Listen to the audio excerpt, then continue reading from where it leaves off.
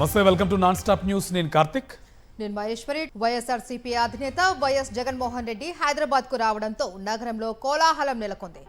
Begumpet airport వద్దకు అభిమానులు భారీగా తరలివచ్చి ఆయనకు ఘన స్వాగతం పలికారు.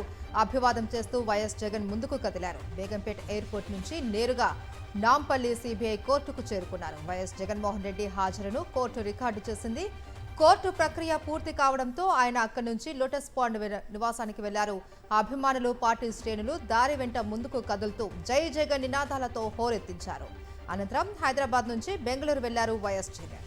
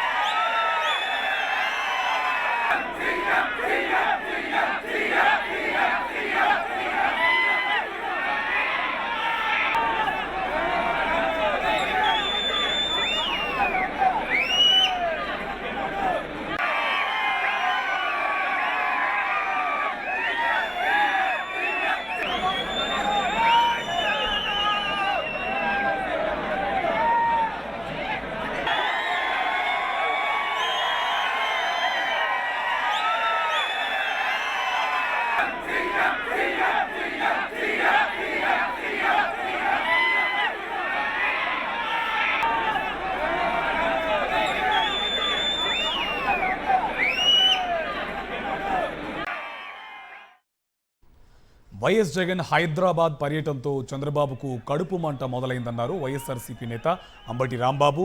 జగన్ కోసం వస్తున్న జనాదరణను చూసి ఎల్లో మీడియా చంద్రబాబు సహించలేకపోతున్నారని విమర్శించారు ఆయన. ఎల్లో మీడియా చంద్రబాబు, లోకేష్ ఏడుపులు జగన్కు దీవెనలని ప్రజలు భావిస్తున్నట్టు చెప్పారు అంబటి రాంబాబు. ఇంకా 2 సంవత్సరాలు పోయిన తర్వాత మీరు పట్టించుకున్నాడే ఉన్నాడు. జగన్ గారు కాలు బయటికి పెడితేనే అమోఘంగా వచ్చేస్తారు. ఇప్పటికీ అట్ట వచ్చారు. ఉండకొందికి అర్థం చేసుకోండి, ఉండకొందికి జగన్మోహన్ రెడ్డి గారికి ప్రజాదరణ పెరుగుతుంది, ఉండకొందికి మీ ఆదరణ తగ్గుతుంది. 18 మాసాల్లోనే మీకు 100 ఏళ్లు నిండిపోయినటువంటి పరిస్థితి కనిపిస్తా ఉంది. గమనించి సరి చేసుకుంటే చేసుకోండి, సరి చేసుకోకపోతే గంగలో దూకండి, మాకేం అభ్యంతరం లేదు. జగన్మోహన్ రెడ్డి గారి మీద పడి ఏడవకండి. జగన్మోహన్ రెడ్డి గారి మీద కడుపు మంటతో మీరు ఏడ్చే ఏడుపులన్నీ కూడా అవి జగన్మోహన్ రెడ్డి గారికి దీవెనలుగా మారతాయని ప్రజలు కోరుకుంటున్నారు, అనుకుంటున్నారు. విజయవాడ స్వరాజ్ మైదానంలో అంబేద్కర్ స్మృతి వనం పట్ల కూటమి ప్రభుత్వం నిర్లక్ష్యంగా వ్యవహరించడంపై హైకోర్టు అసహనం వ్యక్తం చేసింది. భారతదేశానికి రాజ్యాంగం అందించిన వ్యక్తులను గౌరవించుకోవాలి కదా అంటూ ప్రభుత్వాన్ని ప్రశ్నించింది. స్మృతి వనంలో ఏ విధమైన అభివృద్ధి పనులు జరుగుతున్నాయో రాతపూర్వకంగా తమ ముందు ఉంచాలి అని ఆదేశించింది హైకోర్టు. తదుపరి విచారణ వచ్చే వారానికి వాయిదా వేసింది. విజయవాడ స్వరాజ్య మైదానంలో ఏర్పాటు చేసిన 125 అడుగుల అంబేద్కర్ విగ్రహం, అంబేద్కర్ స్మృతివనం పట్ల ప్రభుత్వం నిర్లక్ష్యంగా వ్యవహరించడంపై బుద్ధిస్ట్ సొసైటీ ఆఫ్ ఇండియా దాఖలు చేసిన పిటిషన్పై హైకోర్టులో విచారణ జరిగింది. బుద్ధిస్ట్ సొసైటీ ఆఫ్ ఇండియా తరపు వాదనలు వినిపించారు జడా శ్రవణ్ కుమార్. గత ప్రభుత్వం 450 కోట్లకు పైగా ఖర్చు చేసి ఎంతో ప్రతిష్టాత్మకంగా అంబేద్కర్ స్మృతివనం ఏర్పాటు చేస్తే కూటమి ప్రభుత్వం ఉద్దేశపూర్వకంగా నిర్లక్ష్యంగా వ్యవహరిస్తోంది అంటూ కోర్టు దృష్టికి తీసుకెళ్లారు జడా శ్రవణ్.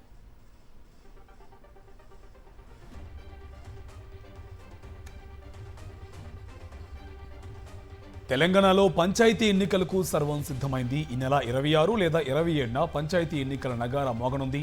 ఈ మేరకు ఎన్నికల షెడ్యూల్ విడుదలకు రెడీ అవుతుంది స్టేట్ ఎలక్షన్ కమిషన్. 3 దశల్లో గ్రామ పంచాయతీ ఎన్నికలు జరగనున్నట్టు తెలుస్తోంది. వచ్చే నెల 11న, 14న, 17న పంచాయతీ ఎన్నికలు నిర్వహించే ఛాన్స్ ఉన్నట్టు తెలుస్తోంది.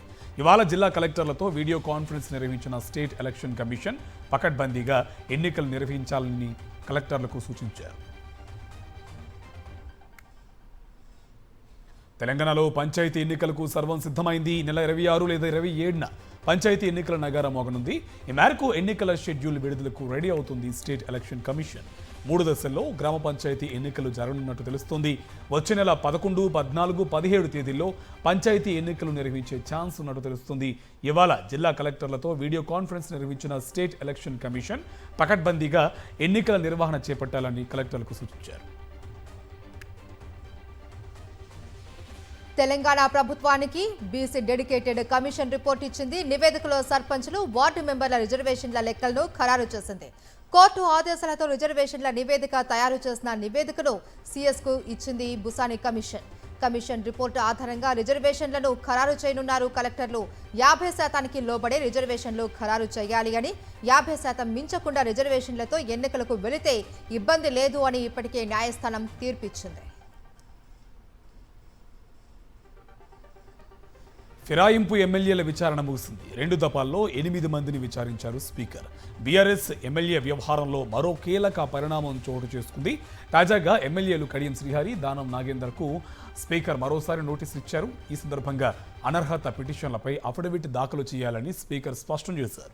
అయితే గతంలో ఇచ్చిన నోటీసుకు ఆయన సమాధానం ఇవ్వలేదు. మరింత సమయం కావాలని కోరారు. కానీ దానం నాగేందర్ నుంచి పార్టీ మారడంపై ఎంతకీ సమాధానం రాకపోవడంతో స్పీకర్ ఆయనకు మరోసారి నోటీసులు ఇచ్చారు. మరోవైపు పార్టీ మారిన 10 మంది ఎమ్మెల్యేల అనర్హత పిటిషన్లపై ఇప్పటి వరకు 8 మంది ఎమ్మెల్యేల విచారణ పూర్తయింది. హైదరాబాద్ హైటెక్స్ లో జరిగిన Telangana north east connect techno cultural festival కార్యక్రమానికి గవర్నర్ జిష్ణుదేవ్ వర్మ దంపతులు, సీఎం రేవంత్ రెడ్డి హాజరయ్యారు. తెలంగాణ నార్త్ ఈస్ట్ కనెక్ట్ ఉత్సవం తెలంగాణకు, ఈశాన్య రాష్ట్రాలకు మధ్య ఉన్న ఐక్యతా స్ఫూర్తిని చాటుతుంది అన్నారు ముఖ్యమంత్రి Revanth Reddy.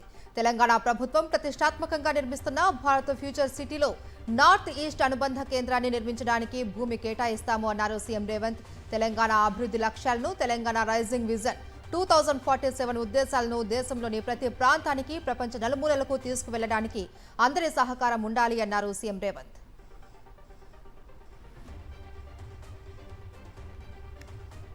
Infrastructure, China +1.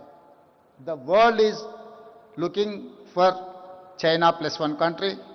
I wanted to develop, I wanted to compete with New York or Singapore, Dubai. So we don't have any issues with my neighboring states. Just I wanted to compete with New York or Singapore or Dubai. We wanted to make sure we are trying to develop our infrastructure, our culture and knowledge hub.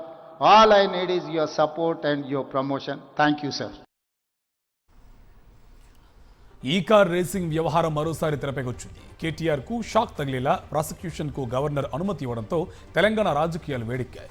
ఈ car race కేసులో కేటీఆర్పై chargesheet దాఖలు చేసేందుకు ఏసీబీకి line clear అయింది. కేటీఆర్పై విచారణకు governor అనుమతి కోరుతూ ఇటీవల తెలంగాణ ప్రభుత్వం లేఖ రాసింది. ఈ నేపథ్యంలో తాజాగా గవర్నర్ గ్రీన్ సిగ్నల్ ఇచ్చారు. త్వరలోనే కేసుకు సంబంధించి కేటీఆర్పై ఛార్జిషీట్ దాఖలు కానుంది. ఇప్పటికే 2 దశల్లో విచారణ పూర్తి చేసుకున్న ఈ కేసు పూర్వాపరాలపై మరోమారు చర్చ మొదలైంది. ఈ రేస్ కేసులో కేటీఆర్ విచారణకు గవర్నర్ అనుమతి అంశంపై తీవ్రంగా స్పందించారు. మాజీ మంత్రి హరీష్ రావు తమ పార్టీ వర్కింగ్ ప్రెసిడెంట్పై రాజకీయ కక్ష సాధింపు చర్యలకు పరాకాష్ట అని ఎక్స్లో చేసిన పోస్టులో ఆయన పేర్కొన్నారు. రాజ్యాంగబద్ధమైన పదవిలో ఉండి ప్రశ్నించే గొంతులను ముఖ్యమంత్రి రేవంత్ రెడ్డి నొక్కే ప్రయత్నం చేస్తూ ఉండడం దుర్మార్గమని దుయ్యబట్టారు. హైదరాబాద్ బ్రాండ్ ఇమేజీ పెంచిన కేటీఆర్పై అక్రమ కేసులు బరాయించి రాక్షస ఆనందం పొందడం అప్రజాస్వామికమని ఆక్షేపించారు. స్థానిక సంస్థల ఎన్నికల వేళ రాజకీయ లబ్ధి పొందేందుకు చిల్లర డ్రామాలు చేస్తున్నారని మండిపడ్డారు. ప్రజలంతా గమనిస్తున్నారని, అక్రమ కేసులతో కేటీఆర్, బీఆర్ఎస్ నాయకుల మనోస్థైర్యాన్ని దెబ్బతీయలేరని స్పష్టం చేశారు. కేటీఆర్కు బీఆర్ఎస్ పార్టీ పూర్తిగా అండగా ఉంటుందని, రేవంత్ రెడ్డి దుర్మార్గ వైఖరిని న్యాయపరంగా ఎదుర్కొంటామని ఎక్స్లో చేసిన పోస్టులో పేర్కొన్నారు హరీష్ రావు. కాంగ్రెస్ ప్రభుత్వం కక్ష సాధింపు చర్యలకు వ్యతిరేకమని చెప్పారు టీపీసీసీ చీఫ్ మహేష్ కుమార్ గౌడ్. కక్ష సాధింపులతో వ్యవహరించి ఉంటే ఈ పాటికే కేసీఆర్, కేటీఆర్, హరీష్, కవిత జైల్లోనే ఉండేవారు అని కామెంట్ చేశారు. ఫార్ములా ఈ కార్ రేసు విషయంలో నిబంధనలకు విరుద్ధంగా నిధులు బదిలీ చేశారు కనుకే విచారణకు ఆదేశించాము అని చెప్పారు. ఈ విషయంలో చట్టం తన పని తాను చేసుకుపోతుందని తెలిపారు మహేష్ కుమార్ గౌడ్. కేటీఆర్ ఫార్ములా ఈ కార్ రేసులో కేటీఆర్ గారు తప్పు చేస్తున్నారు. కమిషన్ రిపోర్ట్ లో స్పష్టంగా చెప్పారు.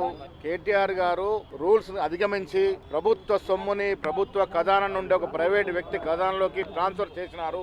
ఇది రూల్స్ కి భిన్నంగా జరిగింది కాబట్టి మినిస్టర్ గా వారు బాధ్యత వహించాలి. ఈ తప్పిదం ఒప్పుకొని తీరాల్సిందే. గవర్నర్ అవకాశం ఇచ్చారు కాబట్టి చట్టం తన పరిధిలో ఏ కార్యక్రమం చేయాలో ఆ కార్యక్రమం చేసుకుంటూ పోతుంది.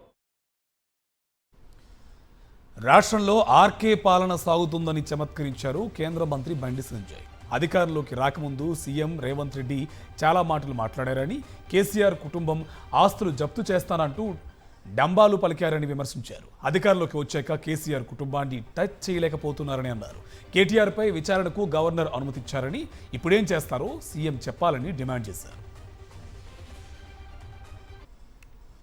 గవర్నర్ ఆమోదం పర్మిషన్ ఇవ్వద్దనే కాంగ్రెస్ పార్టీ కోరుకున్నది. ఎందుకంటే బీజేపీని బదనాం చేయాలి.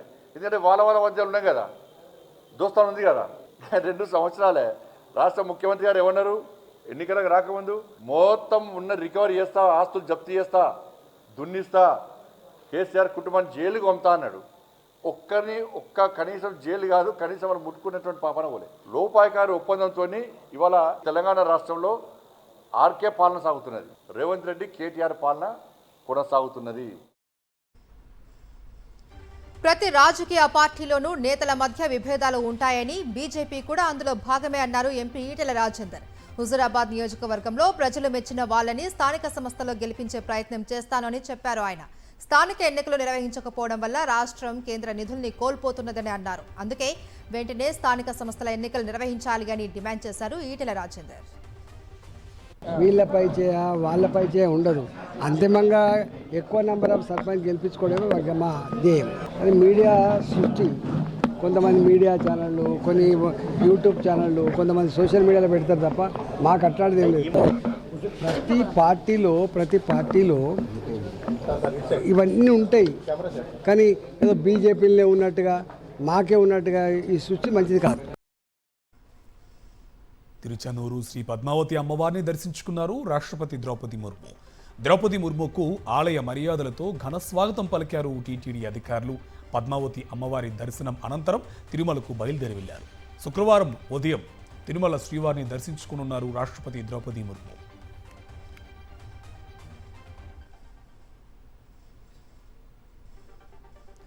మాజీ మంత్రి జోగి రమేష్ ని కూటమి సర్కార్ అన్యాయంగా అరెస్టు చేసింది అన్నారు వైఎస్ఆర్సీపీ నేతలు. ప్రశ్నించే వారిని రెడ్ బుక్ పేరుతో వేధిస్తూ ఉన్నారని మండిపడ్డారు.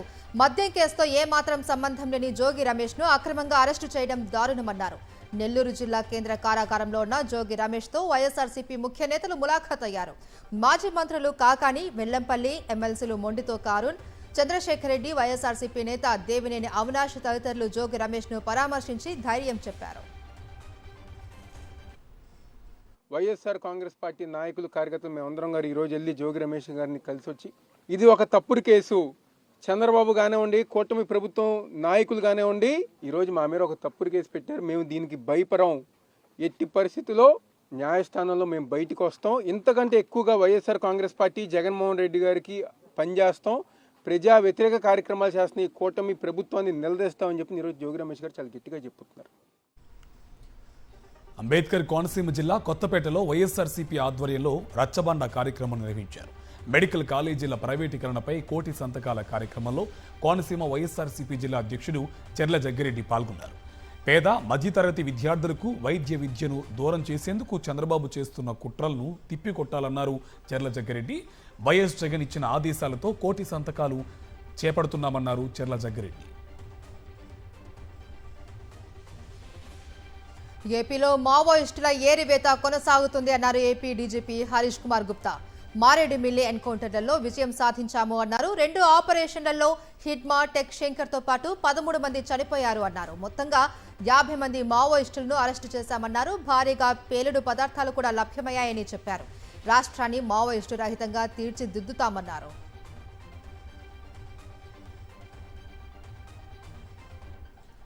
మారేడుమిల్లి ఎన్కౌంటర్లో మావోయిస్ట్ టెక్ శంకర్ మృతిపై అనుమానాలు వ్యక్తం చేస్తున్నారు కుటుంబ సభ్యులు. ప్రజా సంఘాలు కూడా 10 రోజుల క్రితమే టెక్ శంకర్ అలియాస్ జోగారావు తమ ఆధీనంలో ఉన్నట్టు పోలీసులు తెలిపారని, ఇప్పుడు ఎదురుకాల్పుల్లో చనిపోయారని చెప్తున్నారని ఆవేదన వ్యక్తం చేశారు. పోలీసులకు లొంగిపోయిన వ్యక్తిని ఎలా ఎన్కౌంటర్ చేస్తారని ప్రశ్నిస్తున్నారు.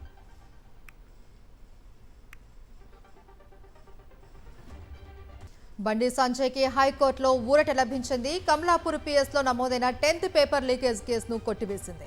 2023లో 10th పేపర్ లీకేజ్ వ్యవహారంపై బండి సంజయ్పై కేసు నమోదైంది. అప్పుడు బండి సంజయ్ను ప్రధాన నిందితుడిగా చేర్చారు పోలీసులు. తాజాగా పూర్తి నిరాధారమైన కేసుగా తోసిపుచ్చింది హైకోర్టు. కామారెడ్డి జిల్లా రామారెడ్డి మండల కేంద్రంలో మంత్రి సీతక్క కాన్వాయ్ని అడ్డుకునే ప్రయత్నం చేశారు రైతులు, బీఆర్ఎస్ నాయకులు. సీతక్క తన కాన్వాయ్ని ఆపి రైతుల వద్దకు వెళ్లి సమస్యను అడిగి తెలుసుకున్నారు. ఇటీవల కురిసిన భారీ వర్షాలకు దెబ్బతిన్న పంటలకు నష్టపరిహారం చెల్లించాలని రైతులు సీతక్కను కోరారు. సన్న రకం వడ్లకి 500 బోనస్ చెల్లించాలని సీతక్కకు వినతి పత్రం అందజేశారు. సమస్యలు పరిష్కరించేందుకు కృషి చేస్తానని రైతులకు హామీ ఇచ్చారు మంత్రి సీతక్క.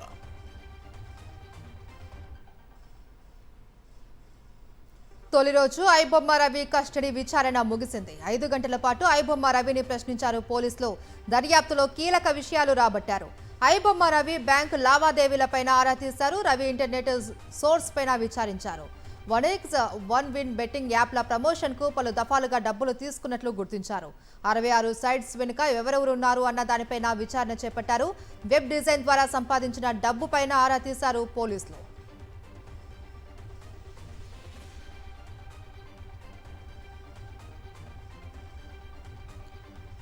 వికారాబాద్ కోర్టు చరిత్రలో మొదటిసారి సంచలన తీర్పు వెలువరించింది. భార్య, 2 పిల్లలను హతమార్చిన నిందితుడు ప్రవీణ్ కుమార్కు ఉరిశిక్ష విధించింది. 2019 ఆగస్టు 8న వికారాబాద్ పట్టణంలో ఈ ఘటన జరిగింది.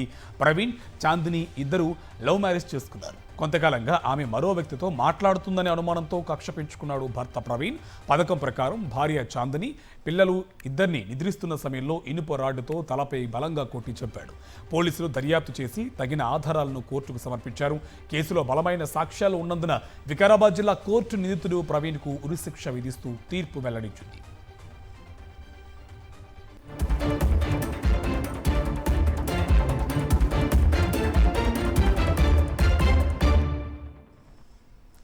జాతీయ వార్తలు చూద్దాం. బీహార్లో మరోసారి ఎన్డీఏ ప్రభుత్వం కొలువుదీరింది. ముఖ్యమంత్రిగా నితీష్ కుమార్ ప్రమాణ స్వీకారం చేశారు. గవర్నర్ ఆరిఫ్ మహమ్మద్ ఖాన్ ఆయనతో ప్రమాణం చేయించారు. బీహార్ సీఎంగా నితీష్ ప్రమాణ స్వీకారం చేయడం ఇది 10వసారి.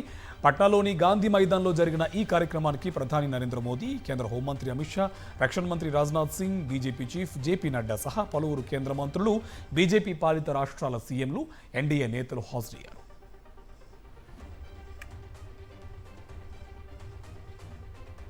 నితీష్ కుమార్తో పాటు మరో 26 మంది మంత్రులు ప్రమాణ స్వీకారం చేశారు. బీజేపీ నేతలు సామ్రాట్ చౌదరి, విజయ్ సిన్హాలకు మరోసారి ఉప ముఖ్యమంత్రి పదవులు దక్కాయి. గత నితీష్ సర్కార్లోనూ వీరిద్దరూ డిప్యూటీ సీఎంలుగా బాధ్యత నిర్వర్తించారు. మొత్తంగా బీజేపీ నుంచి 14 మంది, జేడీయూ నుంచి 8, లోక్ జనశక్తి రామ్ విలాస్ పార్టీ నుంచి 2, అలాగే జితన్ రామాంజీ, హెచ్ఎంఎస్ ఉపేంద్ర కుష్వాహా, ఆర్ఎల్ఎం నుంచి ఒక్కొక్కరు మంత్రిగా ప్రమాణ స్వీకారం చేశారు.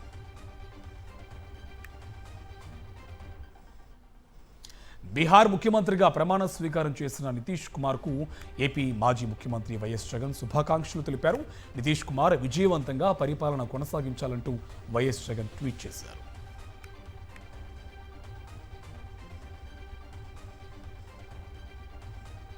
ఎర్రకోట వద్ద పేలుడు ఘటనలో మరో 4గురిని అరెస్ట్ చేశారు ఎన్ఐఏ అధికారులు. శ్రీనగర్లో 4గురిని అదుపులోకి తీసుకుంది NIA.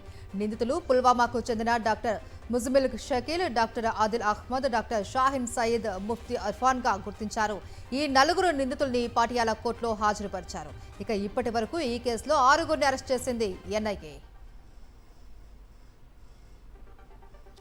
Reliance group chairman Anil అంబానీకి ఎన్ఫోర్స్మెంట్ డైరెక్టరేట్ షాక్ ఇచ్చింది. మనీ లాండరింగ్ కేసు దర్యాప్తులో భాగంగా ఆయన సంస్థలకు సంబంధించిన మరిన్ని ఆస్తులను అటాచ్ చేసింది. తాజాగా అటాచ్ చేసిన ఆస్తుల విలువ 1400 కోట్లకు పైగా ఉండొచ్చని అధికార వర్గాలు తెలిపాయి. ఇప్పటికే 7500 కోట్ల విలువైన ఆస్తులను ఈడీ అటాచ్ చేసింది.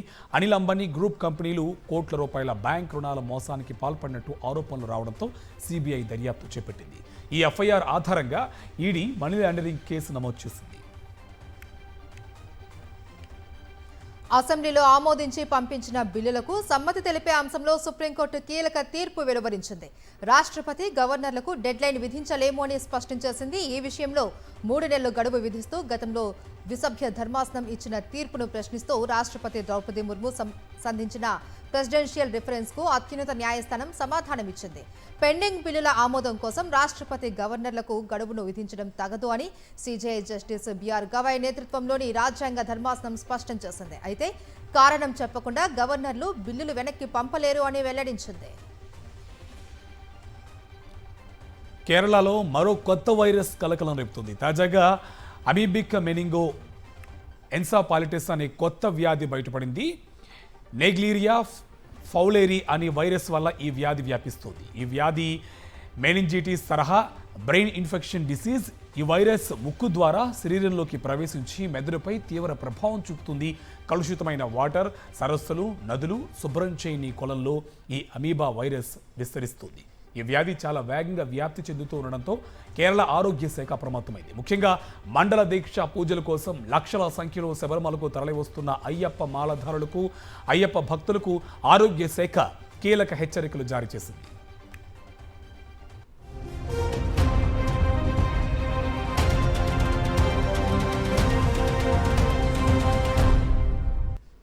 అంతర్జాతీయ వార్తలు చూద్దాం. నేపాల్లో మళ్లీ జెన్ జెడ్ ఆందోళనలు చెలరేగాయి. ఉద్రిక్తతలు రాజుకోవడంతో బారా జిల్లాలో అధికారులు నిషేధాజ్ఞలు విధించారు. కర్ఫ్యూ అమలు చేస్తున్నారు. గతంలో అధికారంలో ఉన్న కేపీ శర్మ ఓలీ పార్టీ మద్దతుదారులు, యువ నిరసనకారుల మధ్య పలు ప్రాంతాలలో ఘర్షణ వాతావరణం నెలకొంది. దీంతో అప్రమత్తమైన ప్రభుత్వం కర్ఫ్యూ అమల్లోకి తెచ్చింది. ఎక్కువ మంది ఒక చోట చేరడంపై నిషేధం విధించింది.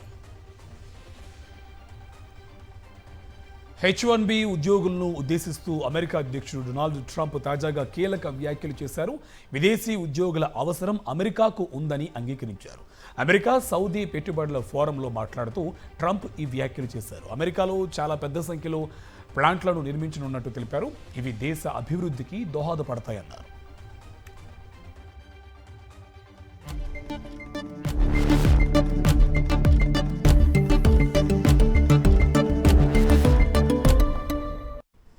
Coming to business updates. దేశీయ స్టాక్ మార్కెట్లు ట్రేడింగ్ క్లోజ్ అయ్యే సమయానికి భారీ లాభాల్లో ముగిశాయి. సెన్సెక్స్ 446.21 పాయింట్ల లాభంతో 85,632 వద్ద, నిఫ్టీ 139.50 పాయింట్ల లాభంతో 26,192.15 వద్ద ముగిశాయి. Secure closed technologies limited, Lagnam Spintex, Astec life sciences, premier polyfilm, Vaswani industries limited వంటి కంపెనీలు టాప్ గెయినర్స్లో నిలిచాయి. కొన్ని రోజులుగా పెరుగుతూ తగ్గుతూ వస్తున్న బంగారం ధర ఇవాళ స్వల్పంగా తగ్గింది. 24 క్యారెట్ల 10 గ్రాముల బంగారంపై 600 రూపాయలు తగ్గి 1,24,260 పలుకుతుంది. 22 క్యారెట్ల 10 గ్రాముల బంగారంపై 560 రూపాయలు తగ్గి 1,13,900కు చేరింది. వెండి ధర కిలోకి 3,000 తగ్గి 1,73,000 పలుకుతుంది.